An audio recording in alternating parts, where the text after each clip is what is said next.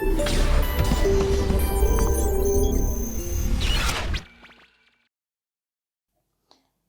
was an opportunity to gaze into what the year 2022 holds for businesses as members and stakeholders converged at the Economic Outlook Forum organized by the Nigerian-British Chamber of Commerce. The keynote speaker, Mr. Bismarck Rewane, CEO of Financial Derivatives Company Limited, used the occasion to provide insights on key sectors, industries and economic activities to watch in the year. Here, financial services look for complete restructuring of this industry as the banks begin to struggle, but also reform at the same time. They will still make money, but there are two things that you have to look out for. Forbearance, restructuring the forbearance which expires in next month. Two, there must be no default on the international obligations, either for Nigeria or the banks themselves. Thirdly, how they restructure their oil and gas exposure. Because the fact that the price of oil is at 80 does not mean that when it drops to 60, what's going to happen? It could be up the creek without a paddle. Risks, there are risks. Global sovereign debt will default, unlikely. Higher consumer prices, right? Widespread unrest due to new COVID variants, not a problem. Growing risk of famine, not a problem here. Sharp fall in oil prices. I don't think it dropped that sharply, but it will drop. Inflationary pressures will resurface, but then will be clouded by political struggles. Autonomy of the central bank, questionable, no. I think the central bank will now become more autonomous in reality and practice. They may have to move away from the unorthodox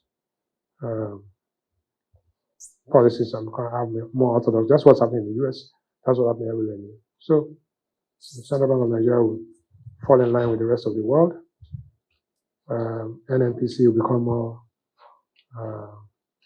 at least we'll see a little bit more of what they're doing.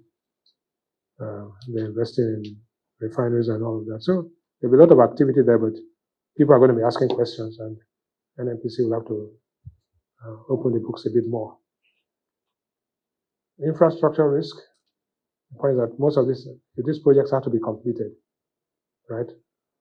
Infrastructure is more than promises, it's about delivering. Legal and regulatory risk, even the judiciary. You saw what happened with the NSAS report and all the other things. The people, you serve the people. People don't serve you. So that's what's happening. You can see everywhere, from Agodo to Doen to people are asking questions. And everybody, both private and public, are going to be accountable. Like I say, you can fool some of the people some of the time. You can fool all of the people some of the time, but you cannot fool all of the people all of the time. Growth momentum will sustain. Inflation will remain structurally high with a full year average of about 13.3. Disposable income and discretionary income, they are two different things. Disposable income will be low, discretionary income will be much lower. Gross external reserves will decline, take 39 more and put $30 billion. Government will increase borrowing, domestic borrowing, and adjust interest rates accordingly so that domestic institutional investors can save more and invest more. Markets are consolidating. Intensity of rivalry will increase between companies. Even though you have MTN and Glo and Airtel, they will not be able to gouge you. All they have to do is to be more innovative and offer you package, data bundle, this, that. The more you use, the more you pay, right? So, all right. So, marginal players will fade. There will be new initiatives and investments in the retail space, both in the shopping mall space, the e-commerce space and all. And there will be greater flow of trade. Ethiopia Airlines reported yesterday that they became more profitable because 65% of their aircraft were used for cargo traffic rather than passenger traffic.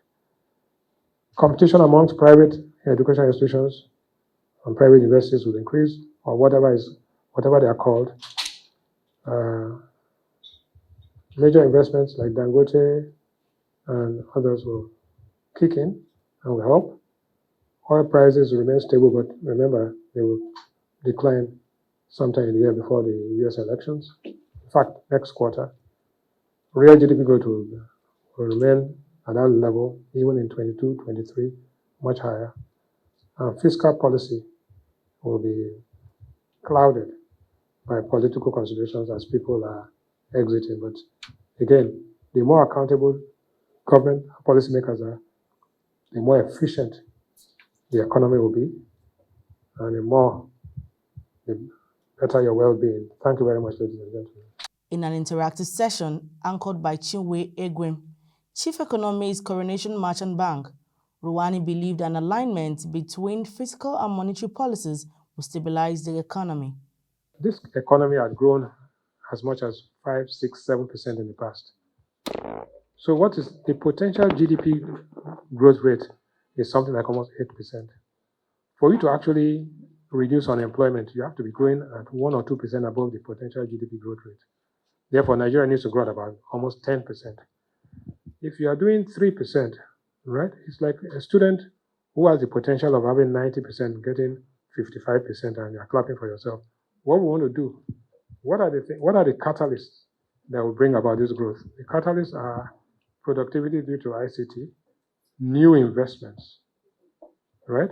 But even sweating the old investments that were there, the level of gross capital formation, the level of savings. I made these assumptions basically on the fact that I believe that interest rates have to increase, whether we like it or not. Institutional money has to be focused on that. There will be orthodox monetary policy, and there will be convergence of the exchange rates. If we go with the old school that says that we're going to have static disequilibrium, then it will be the same, and you will see the impact on growth. Not 2022, but in 2023. There will be no new investments. There will be people will vote with their feet. As a matter of fact, there will be net outflow of money. So if we did the right things, which I'm sure we will do, right? I'm confident that we have first of all, we don't have a choice. We are not going to be doing it because we are told to do it. We are doing it because we have to do it, right? So what you need is different from what you want. I'm going to go into inflation. So headline inflation, we've seen a downward trend, and we've discussed this multiple times. And it really is on the back of positive base effects. But when in my team, we assumed a month-on-month inflation of about 1%.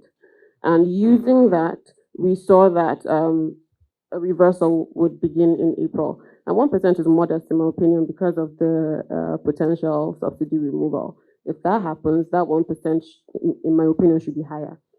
So given the fact that we're going to see an upward tick in the headline inflation, which would then mirror what's happening in markets, how the first subsidy removal this year, the FGM plans to disperse 5,000 naira to low-income earners.